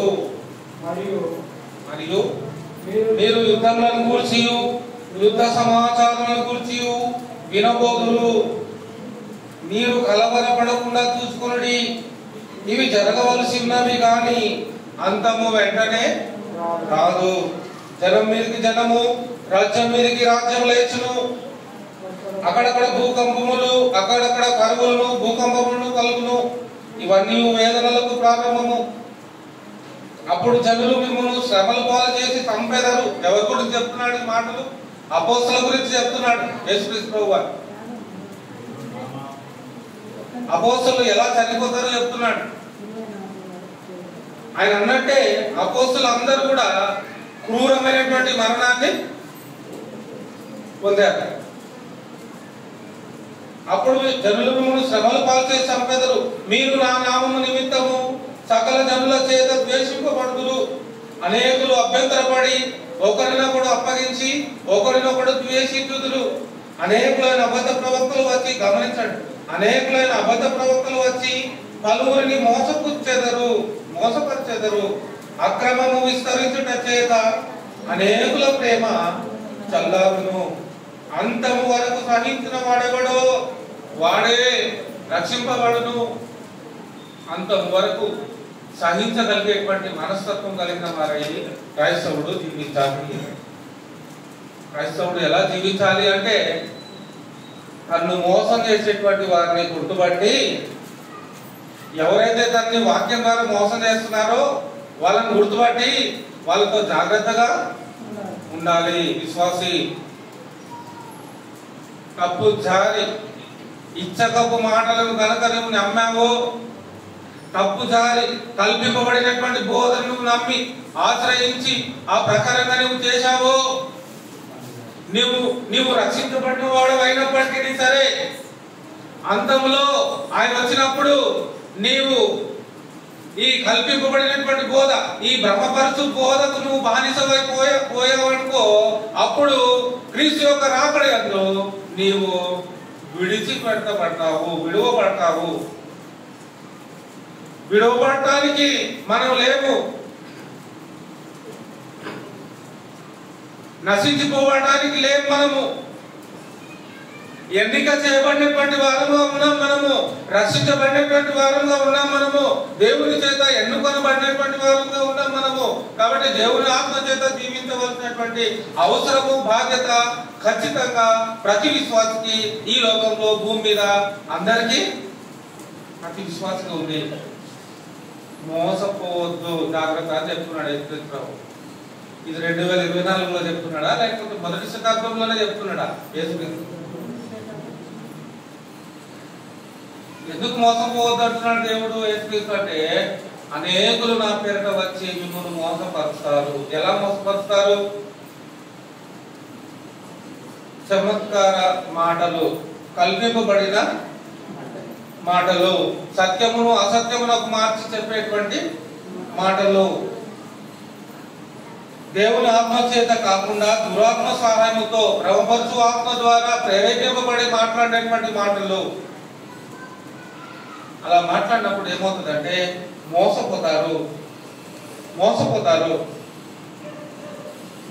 అపోస్తలుల కార్యం 16వ అధ్యాయము 22వ వచనము. అపోస్తలుల కార్యము 16వ అధ్యాయం 22వ వచనము. అపోస్తలుల కార్యము 16వ అధ్యాయము 22వ వచనం అండి. అప్పుడు జన సమూహములు వారి మీదకి దొంగిగా వచ్చును.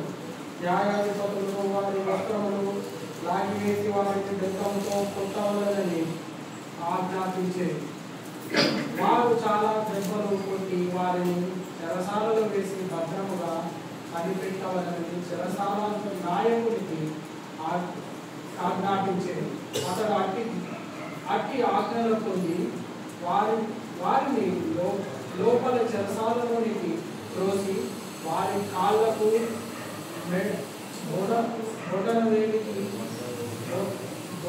బొండ వేసి బిగించారు. ఇక్కడ రోమా మొదటి శతాబ్ద కాలంలో ఈ రోమీయుల అధికారం క్రింద ఉన్నటువంటి ఆ యూదులు సంఘం ప్రారంభమైనటువంటి ప్రారంభ దినాల్లోనే మరి ఈ యూదులు క్రైస్తవులు ఏం చేస్తున్నారు అంటే, మరి రోమీయుల యొక్క అధికారానికి లోబడకుండా దేవుని యొక్క అధికారానికి వాళ్ళు లోబడినప్పుడు మరి అక్కడ ఉన్నటువంటి ప్రభుత్వ అధికారులు రోమీయులు ఏం చేస్తున్నారు వాళ్ళని అంటే, బలవంతంగా వాళ్ళని ఇబ్బందుల పాలు చేస్తా ఉన్నారు. బలవంతంగా వారిని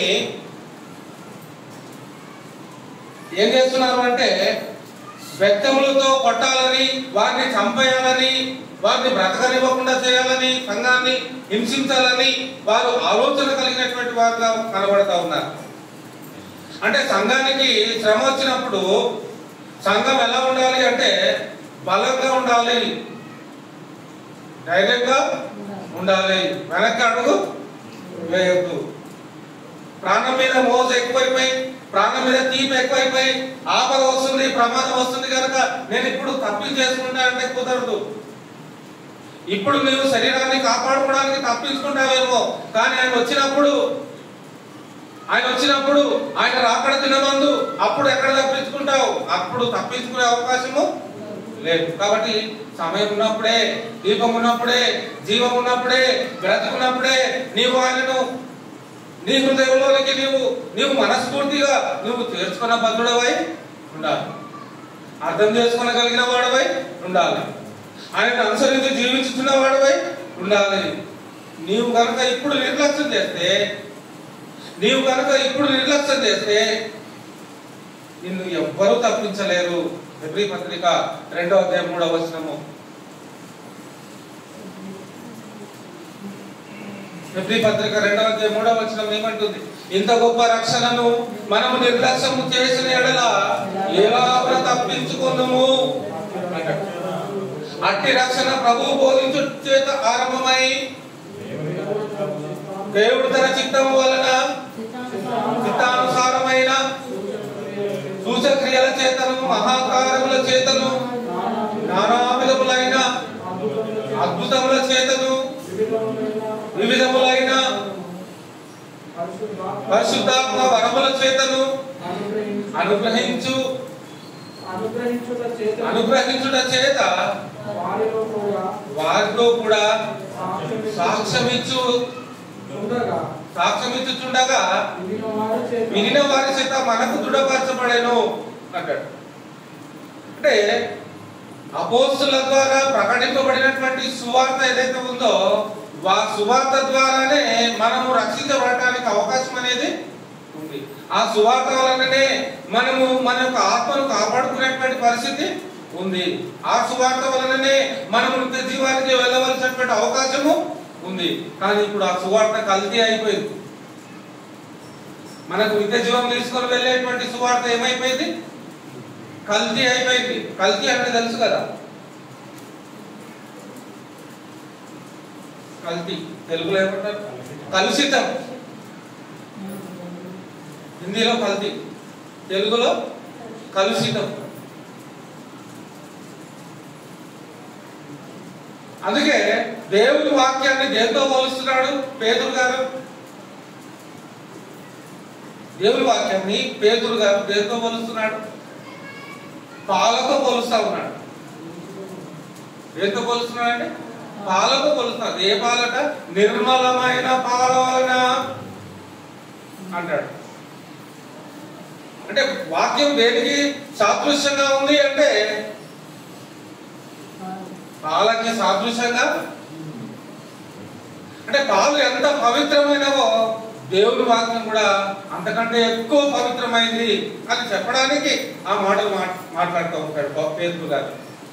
నిర్మలమైన పాల వలన మీరు పోషింపబడాలి, నిర్మలమైన పాల వలన మీరు సంరక్షించబడాలి, నిర్మలమైన పాల వలన మీరు జీవించాలి అని పేతురు గారు హెచ్చరిస్తూ ఉంటాడు.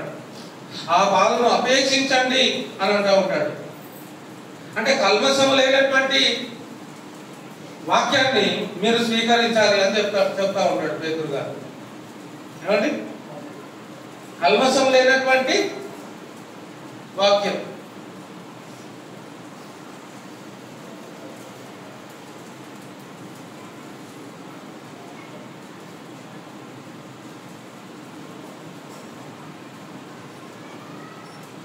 చూద్దాం. మొదటి పేతురు పత్రిక 2వ అధ్యాయము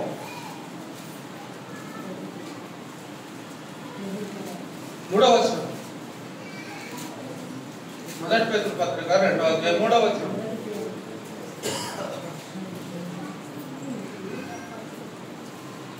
మొదటి పేతురు పత్రిక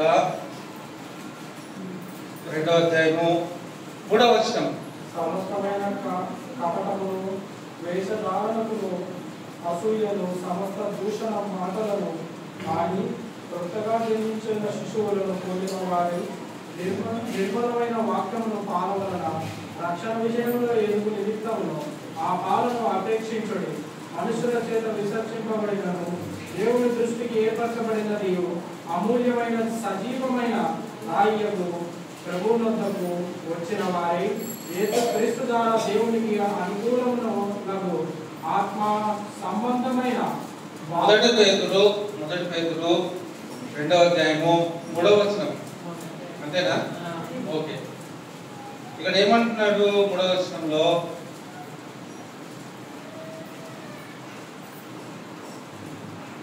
మొదటి నుంచి చదువుతా అయిపోతుంది. ప్రభు దయగలని మీరు రుచి చూచినడలా సమస్తమైన దుష్టత్వము, సమస్తమైన కపటమును, ద్వేషధారణను, అసూయను, సమస్త దూషణ మాటలను మాని కృతగా జన్మించిన శిశువులను పోలిన వారై నిర్మలమైన వాక్యమును పాలవలన అన్నాడు. ఏమండి? నిర్మలమైన వాక్యమును పాలవలన. ఇక్కడ ఫుట్నోట్లో 1 నంబర్ ఇచ్చినప్పుడు అక్కడ ఏమంటున్నాడు అంటే నిర్మలమైన ఆత్మ సంబంధము పాల వలన. ఆత్మ సంబంధమైనటువంటి పాలు ఎలా ఉంటాయట? నిర్మలంగా ఉంటాయి. అంటే కల్మషం లేనిదిగా ఉంటుంది. ఆత్మ సంబంధమైనటువంటి పాలు కల్మషం లేనివిగా ఉంటాయి. కాబట్టి ఆ కల్మషం లేనటువంటి పాలను, వాక్యం అనేటువంటి ఆ పాలను మనము స్వీకరించాలి, మనము అపేక్షించాలి, మనం దానిని తీసుకోవాలి అంటున్నాడు. అర్థమవుతుందండి? మీకు ఎదురుగా 2 గ్లాసులు పాలు తెచ్చి పెట్టారు. 2 గ్లాసులు. ఒక గ్లాసులో చిక్కటి పాలు ఉన్నాయి, ఇంకో గ్లాసులో నీళ్లు కలిపిన పాలు కూడా ఉన్నాయి. చిక్కటి పాలు ఒక గ్లాసులో ఉన్నాయి, నీళ్లు కలిపిన పాలు ఒక గ్లాసులో ఉన్నాయి. మీకు తెలుసు ఏది చిక్క పాలు ఏది నీళ్ళ పాలు మీకు తెలుసు. మీరు ఏది సెలెక్ట్ చేస్తారు? ఏమండి? మీరు ఏది సెలెక్ట్ చేస్తారు? మేము నీళ్ళ పాలను సెలెక్ట్ చేస్తాం అంటారు. ఎందుకు అన్నారు అంటే అది కలుషితం అయిపోయింది. ఏమండి? కలుషితమైనటువంటి పాలను మనం ఎలా తీసుకోకుండా ఉంటామో అలాగే కలుషితమైనటువంటి బోధన కూడా మనము నిరాకరించే వారుగా ఉండాలి. ఈ పాలు శరీరానికే. ఏ పాలు? బర్రె పాలు ఈ శరీరానికే, గేదె పాలు ఈ శరీరానికే. కానీ ఆత్మ సంబంధమైన నిర్మలమైన పాలు దేనికోసము? ఆత్మ కోసము. ఆ ఆత్మ శాశ్వతమైంది కాబట్టి శాశ్వతమైనటువంటి ఆత్మను నీవు కాపాడుకోవాలి అంటే నిర్మలమైనటువంటి వాక్యం అనే పాల వలన నీవు పోషింపబడుతున్న వాడవై ఉంటేనే తప్ప నీవు ఆయన ఆ స్థానంలోనికి నీవు వెళ్ళలేవు. నేను పరిశుద్ధుడను కనుక మీరు నువ్వు పరిశుద్ధులై, ఆ పరిశుద్ధత అనేది ఎలా వస్తుంది? ఆ నిర్మలత్వం అనేది ఎలా వస్తుంది చెప్పండి? నిర్మలత్వం అనేది ఎలా వస్తుంది? ఆ పరిశుద్ధత అనేది ఎలా వస్తుంది అన్నప్పుడు కల్మషము లేనప్పుడు వస్తుంది, కలుషితము లేనప్పుడు వస్తుంది, అభ్యంతరాలు లేనప్పుడు వస్తుంది. అభ్యంతరాలు, కలుషితము, ఈ నిర్మలత్వాన్ని, పరిశుద్ధతను ఎప్పుడైతే కోల్పోతామో ఏదైతే ఏంటి అంతా ఒకటే కదా అని నీళ్లు కలిపేశాడు అనుకోండి, ఏమండి అవి నీళ్లు కలిపినంత మాత్రాన పాలు కాకుండా పోవు. నీళ్లు కలిపినా కూడా అవి పాలే, అంతేనా? కానీ ఏం పాలు కాదు? నిర్మలమైన పాలు కాదు. ఎలాగైతే ప్యూర్ గా వచ్చిందో ఆ గేదె నుండి ఎలా ప్యూర్ గా వచ్చినటువంటి పాలు కలుషితమైనటువంటి పాలతో సాటి రాలేవు. అర్థమైందండి? మనం ఏదైనా ఆహారము తినేటువంటి ఆహారం ఏదైనా మనము పండ్లు కానీ బిస్కెట్స్ కానీ చాక్లెట్స్ కానీ కొంచెం చదువుకున్న వాళ్ళు దేనికి ఎక్కువ ప్రాధాన్యత ఇస్తారండి? చాక్లెట్స్ కానీ బిస్కెట్స్ తినే ఐస్ క్రీమ్స్ కానీ. ఈ పాస్టర్ గారు అయితే ఐస్ క్రీమ్లు బిస్కెట్ చాక్లెట్ అంటున్నా అనుకోకండి. ఇదేంటంటే బ్రాండ్ గురించి చెప్పడానికి. క్వాలిటీ, బ్రాండ్ అంటే తెలుసు కదా. బ్రాండ్ అంటే ఆ నాణ్యతని తెలియజేసేటువంటి పేరు. ఒక్కొక్కరు బ్రాండ్ వాళ్ళు చెప్పుకుంటారు. మా కంపెనీ మంచి కంపెనీ, మా కంపెనీలో తయారు చేసేటువంటి ప్రోడక్ట్ నాణ్యత కలిగి ఉంటాయి, చాలా మేలు చేస్తాయి, చాలా మీకు ఉపయోగం చేస్తాయి అని చెప్పుకుంటూ ఉంటారు ఎవరి కంపెనీలో. ఇప్పుడు డూప్లికేట్ కంపెనీ కూడా చెప్పుకుంటాడు, నా సబ్బు మీరు వాడితే మీరు పెట్రోల్లో వేసిన ఆయిల్లో ముంచి తీసినా కూడా నా సరుకు మీరు వాడితే మొత్తం క్లీన్ అయిపోతుంది అంటాడు. అది 10 కిలోలు వేసినా కూడా ఆ నూనె మరకలు కానీ నాణ్యత కలిగినటువంటి సరుకు ఒక్క సింగిల్ స్పూన్ వేసినా కూడా ఏమవుతుందట? తెల్ల చెట్టు మరకలు, ఎన్ని మరకలు ఉన్నా కూడా. ఎందుకు ఈ విషయాలు చెప్తున్నాను అంటే నీలో ఉన్నటువంటి ఆ కల్మషం పోవాలి అంటే నాణ్యత కలిగినటువంటి ఆ పదార్థము నీకు కావాలి. నాణ్యత కలిగినటువంటి పదార్థం, మనలో ఉన్నటువంటి లోపాన్ని సరిచేయాలి అంటే లోపము లేనటువంటి పదార్థం మనకి కావాలా వద్దా? ఆ లోపం లేనటువంటి పదార్థం ఏంటి అంటే ఆత్మ వలన కలుగబడుతున్నటువంటి నిర్మలమైనటువంటి ఆత్మ సంబంధము పాల వలన అంటా ఉన్నాడు. అంటే వాక్యము పాలతో పోలుస్తా ఉన్నాడు. ఎటువంటి పాలతో పోలుస్తా ఉన్నాడు అంటే నిర్మలమైనటువంటి పాలతో పోలుస్తా ఉన్నాడు. ఈ నిర్మలమైనటువంటి పాల వలన, వాక్యములు పాల వలన రక్షణ విషయంలో ఎదుగు నిమిత్తం అన్నాడు. మన రక్షణలో మనము ఎక్కడ వేసినవే కొంగడి అక్కడనే వేసానే కంబలి అన్నట్టుగా మన జీవితం ఉండొద్దు. రక్షించబడి ఇన్ని సంవత్సరాలు అయింది అని చెప్పుకోవడానికే కాదు, నీవు రక్షించబడిన తర్వాత ఎంతమంది నువ్వు దేవుని సన్నిధికి తీసుకొచ్చావు అనేది ఇంపార్టెంట్. నీవు రక్షించబడ్డావు, అయిపోయింది, ఆదివారం ప్రార్థనకు వస్తున్నావు, అయిపోయిందంటే కాదు. అప్పుడు ఏమవుతుందంటే నువ్వు రక్షణ విషయంలో ఎదగట్లేదు. నీవు రక్షణ విషయంలో ఎదుగుతున్నవాడు అని ఎప్పుడైతే పడతావు అంటే నీవు రక్షించబడతావు, నీ చుట్టూ ఉన్నటువంటి వాడిని కూడా నీవు రక్షణలోనికి నడిపిస్తావు. అది రక్షణ విషయంలో ఎదగడం. అభివృద్ధి పొందటం, విస్తరింపబడటం, ప్రాకటం. ఇప్పుడు క్రైస్తవం ఎందులో ప్రాకుతుంది, ఎందులో డెవలప్ అవుతుంది అంటే కల్మషమైనటువంటి బోధలో బొర్లుతుంది. కల్మషమైనటువంటి బోధలో ప్రాకులాడుతూ ఉంది. కల్మషమైనటువంటి బోధలో చెలరేగిపోతా ఉంది. నిర్మలత్వము, ఆ ఉన్నతమైనటువంటి ఆ భావనలతో కూడినటువంటి ప్రాధాన్యతతో కూడినటువంటి ఆ ప్రాముఖ్యతతో కూడినటువంటి వాక్యానికి ఈరోజు క్రైస్తవులు ప్రాధాన్యత ఇవ్వడం లేదు. కానీ ఇంత గొప్ప రక్షణను నిర్లక్ష్యం చేస్తే మాత్రము తప్పించుకోలేరు. కానీ దేవుని వాక్యం మనకి హెచ్చరిస్తూ ఉంది, హెచ్చరిక చేస్తూ ఉంది. కాబట్టి వాక్యం అనేటువంటి పాల వలన మనకు దేవుడు ఇచ్చినటువంటి రక్షణను మనం కాపాడుకోవడమే కాదు, ఆ రక్షణను మనం ఏం చేయాలి అంటే ఎదగాలి. రక్షణలో మనము ఎదగాలి, రక్షణలో మనము బలం పొందాలి. ఆ రక్షణను మనం కాపాడుకోవడమే కాకుండా ఆ రక్షణ కొరకు మనం అనేకులను దేవుని సన్నిధిలోనికి ఎక్కడ తీసుకొస్తున్నాం, మనము ఆ పరిశుద్ధతలోనికి, ఆ పరిపక్వతలోనికి మనము తీసుకొస్తాం. యథార్థమైనటువంటి వాళ్ళు, మంచి మనసున్నటువంటి వాళ్ళు తోటి వారికి తమకు కలిగింది ఇస్తారు.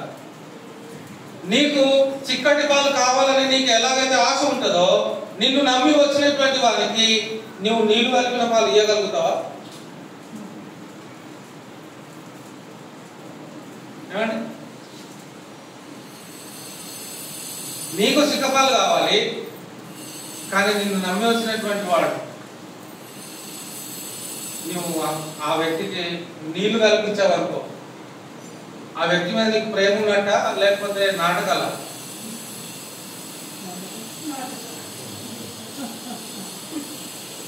అంతేనా? అదే అంటున్నాడు ఇక్కడ. దేవుడు ఏదైతే నిర్మలమైన ఆత్మ సంబంధమైనటువంటి వాక్యాన్ని నేను మీకు ఇచ్చాను, దేవుడు చెప్పే మాట, నిర్మలమైన ఆత్మ సంబంధమైనటువంటి వాక్యాన్ని నేను మీకు ఇచ్చాను. కానీ బోధకులు ఏం చేస్తున్నారు? ఏం కలుపుతున్నారు? అందులో నీళ్లు కలుపుతున్నారు. మీరు అనొచ్చు, నీళ్లు కూడా వాక్యానికి సాదృశ్యంగా ఉంది కదా అని అనొచ్చు. కానీ అది కాదు ఇక్కడ చెప్పబడుతున్నటువంటి. కల్పింపబడిన అనేటువంటి మాటను మనం దృష్టిలో ఉంచుకుంటున్నప్పుడు ఇచ్చకపు మాటలు అని రాయబడింది. మొదటి దశలోనిక పత్రికలో మొట్టమొదట మనం చూసాం అన్నమాట. ఏమండి? మొదటి దశలోనిక పత్రిక 2వ 5వ వచనంలో ఇచ్చకపు మాటలు అంటే ఏంటి అంటే కల్పింపబడినటువంటి బోధ. దేవుడు చెప్పిన బోధతో ఏమి జత చేయబడింది? దేవుడు చెప్పిన బోధతో పాటు ఇంకా ఏదో కలపబడింది, ఇంకా ఏదో బోధ కలపబడింది. ఆ బోధ ఏంటంటే పేరు కలపబడింది, సంఘానికి పేరు కలపబడింది, ఆరాధన క్రమము కలపబడింది, ఆరాధనలో పాటలు పాడే విషయంలో కలపబడింది, ఆరాధనలో వాక్యం చెప్పే విషయంలో కలపబడింది, ఆరాధనలో బోధించే విషయంలో కలపబడింది.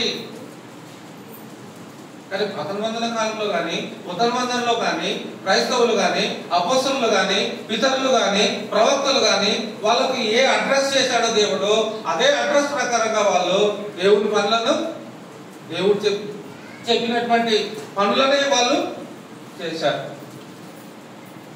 అబ్రహాముకు ఏ కొండ మీద వెళ్ళి బలి వాళ్ళు చెప్పాడు దేవుడు?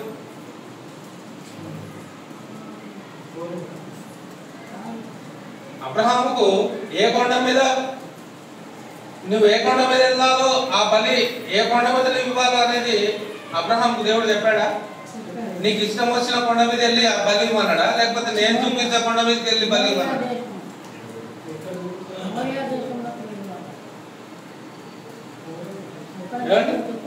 చెప్పాడు, ఏ కొండ మీద వెళ్ళాలో కూడా చెప్పాడు దేవుడు. మోరియా కొండ, మోరియా పర్వతం అంటాడు, మోరియా దేశము. అప్పుడు ఆయన నీకు ఒకడైన నీ కుమారునగా నీవు ప్రేమించి తీసుకుని ఆదికాండము 22వ అధ్యాయం 2వ వచనం. ఆదికాండం 22వ అధ్యాయం 2వ వచనం. నీ ఇస్సాకును తీసుకొని మోరియా దేశంలోకి వెళ్ళి అక్కడ నేను నీతో చెప్పబో పర్వతములలో ఒక దాని మీద దహన బలిగా అతన్ని అర్పించమని చెప్పాడు. 20వ అధ్యాయము 22వ అధ్యాయం 2వ వచనం. 22వ అధ్యాయం 2వ వచనం తీసారండి. అప్పుడు ఆయన దేవుడు మాట్లాడు, నీకు ఒక్కడై ఉన్న నీ కుమారుని అనగా నీవు ప్రేమించు ఇస్సాకును తీసుకొని మోరియా దేశమునకు వెళ్ళి అక్కడ నేను నీతో చెప్పబోవు పర్వతములలో ఒకదాని మీద దహన బలిగా అతనిని అర్పించమని. అంటే దేవుడు ఏదో పర్వతాలను చూపించి ఆ పర్వతాల మీదనే నువ్వు నీ కుమారుని బలి ఇవ్వాలి అని అంటున్నాడు. అంటే నోటీస్ చేస్తున్నాడు, రికగ్నైజ్ చేస్తాడు. రికగ్నైజ్ చేయడం అంటే సెలెక్టింగ్ కూడా దేవుడే చేశాడు. దేశము సెలెక్ట్ చేశాడు, పర్వతము కూడా సెలెక్ట్ చేశాడు, తర్వాత బలి ఏమి ఇవ్వాలో కూడా దేవుడే సెలెక్ట్ చేశాడు. అబ్రహాం చాయిసెస్ ఏం లేవు ఇక్కడ. అర్థమవుతుందా? అబ్రహాంకి సెలెక్ట్ చేసుకునేటువంటి అవకాశము లేదు.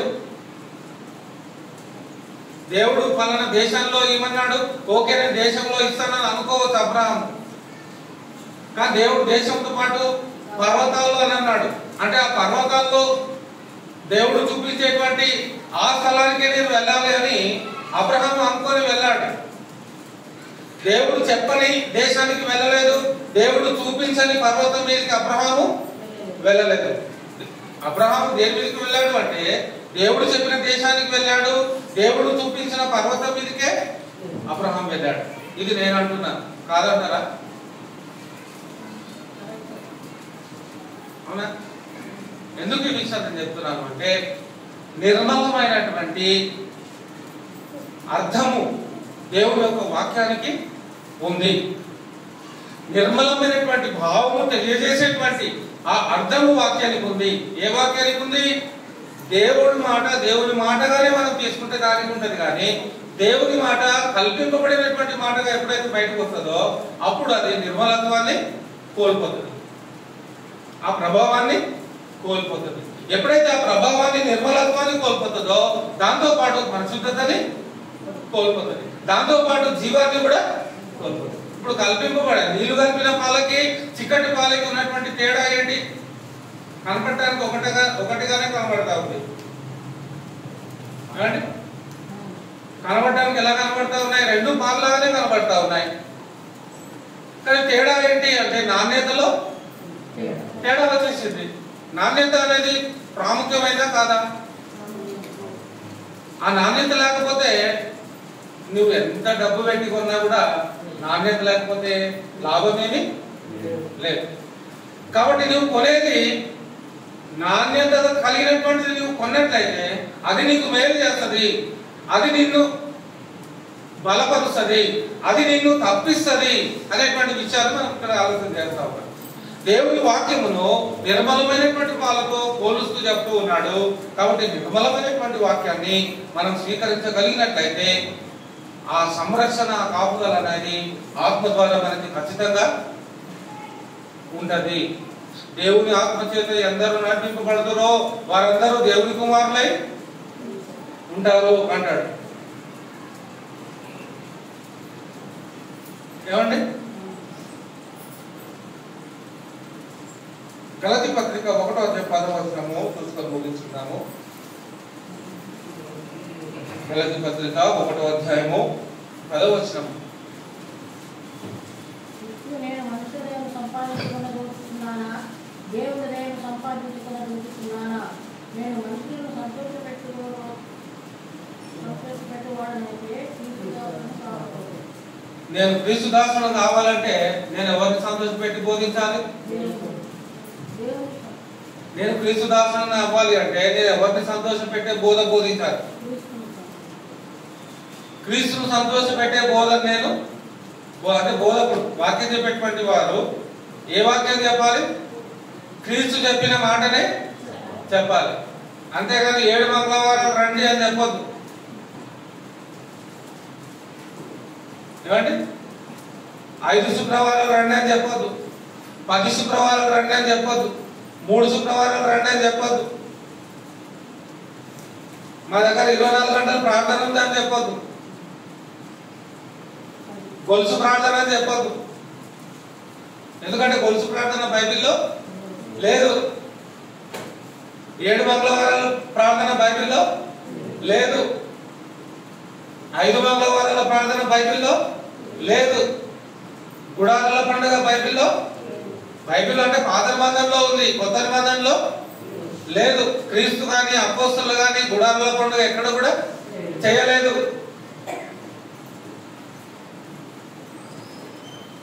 పాత నిబంధనలో చూపబడింది. రాబోయేటువంటి కాలంలో కొత్త నిబంధన కాలంలో దానికి సూచనగా చెప్పబడిందే కానీ అది మనం పాటించాలని కాదు. క్రీస్తులో అన్ని కూడా పాత నిబంధనలో ఇశ్రాయేలు ఎన్ని పండుగలు చేసుకున్నారో అన్ని పండుగలు ఇక్కడ క్రీస్తు సంఘములో వాస్తవాలుగా అవి జరుగుతూ ఉన్నాయి. వాస్తవాలుగా జరుగుతాయి. పాత నిబంధన కాలంలో పాపాలు క్షమించడానికి ఏం వాడేవారు? పాపాలు క్షమించుకోవడానికి ఏం వాడేవారు? పాత నిబంధన కాలంలో గొర్రెలను, మేకలను, ఎడ్లను, పావురాలను బలిచ్చేటువంటి వారు. మరి కొత్త నిబంధన కాలం వచ్చేటప్పటికి యోహాను ఏమంటున్నాడు? యేసుక్రీస్తును చూపిస్తూ, ఇదిగో లోక పాపములు మోసుకొని పోవు దేవుని గొర్రెపిల్ల అంటున్నాడు. ఇశ్రాయేలును విమోచించడానికి దేవుడు బలినిచ్చిన తర్వాత దాని రక్తమును ఇశ్రాయేలు యొక్క గుమ్మాల మీద ఏం చేశారు? పూశారు. మరణదూత వాళ్ళ గృహాల్లోనికి రాకుండా, వారిని చంపకుండా కాపాడడానికి ఏం చేశారు? వాళ్ళు బలినిచ్చి వాళ్ళ గృహాలకి, గుమ్మాలకి ఆ రక్తాన్ని పూసుకున్నారు, దేవుడు చెప్పిన దాన్ని బట్టి. మరి ఇప్పుడు క్రైస్తవులు ఎవరి రక్తాన్ని పూసుకోవాలి? వారి జీవితాల్లో అంటే క్రీస్తు రక్తాన్ని, అంటే ఆయన రక్తంలో వారి పాపాలను కడుక్కోవాలి. అప్పుడు మరణదూతలు వాళ్ళు దాటగలరు. మరణదూత వారి జీవితాల్లోనికి రాదు.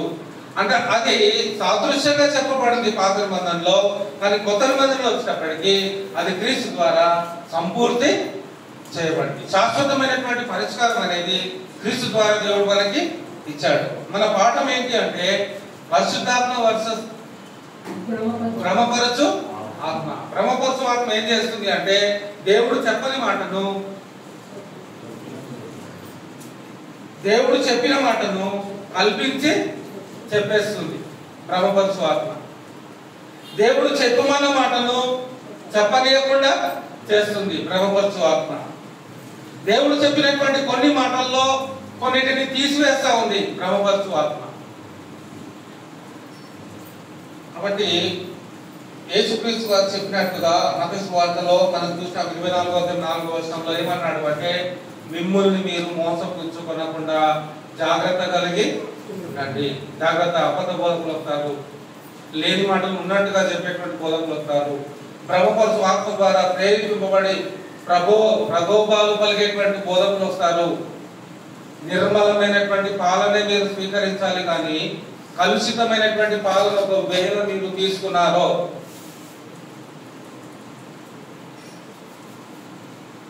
ఆత్మ సంబంధమైనటువంటి విషపూరితమైనటువంటి విషము మీ ఆత్మకి చేరుతుంది. నాగుంపాం కాటేస్తే ఏమవుతుంది?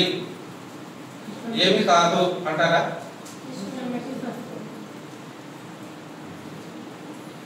నాగుంపాం కాటేసిన తర్వాత ఒక టైం అనేది ఉంటుంది. ఆ టైం లోపలనే ఆ వ్యక్తిని హాస్పిటల్ తీసుకెళ్ళాలి. ఆ టైం దాటిపోయిందంటే నీ దగ్గర ఎన్ని కోట్లు ఉన్నా, నీ దగ్గర ఎంత ఆస్తి ఉన్నా అది నిన్ను కాపాడలేదు. ఇక్కడ భ్రమపరుసు ఆత్మ చేసేటువంటి పొరపాటు కూడా అదే. మన ఆత్మను చంపడానికి చేసేటువంటి ప్రయత్నం. దానికి మందు దేవుని ఆత్మ దగ్గరనే, అది మనము దగ్గర పెట్టుకుని ఉండాలి. అదే నిర్మలమైనటువంటి పాల వలన చెప్పబడేటువంటి వాక్యం, దేవుని వాక్యం. అంత శ్రేష్టమైన దేవుని వాక్యం. కాబట్టి దేవుని బిడ్డలారా చెప్పాలనుకున్నటువంటి విషయం ఏంటంటే, భ్రమపరుచు ఆత్మ వలన తెలియపరచబడేటువంటి మాటలను నమ్మక దేవుని యొక్క వాక్యముగానే మనం స్వీకరించగలిగినట్లయితే ఆ వాక్యమే మనలను బ్రతికిస్తుంది. 119వ కీర్తన 105వ వచనము చివరి వాక్యము. ఇంకా ఉంది, లెసన్ అయిపోలేదు.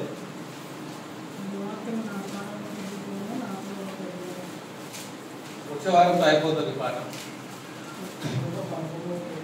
119వ కీర్తన 105వ వచనం. నీ వాక్యము నా పాదములకు దీపము, నా త్రోవకు వెలుగునై ఉన్నది. నీ వాక్యమే నా పాదములకు ఏమవ్వాలి? దీపం అవ్వాలి. కల్పింపబడిన వాక్యం అవ్వలేదు. కల్పింపబడిన వాక్యము దీపం అవ్వలేదు.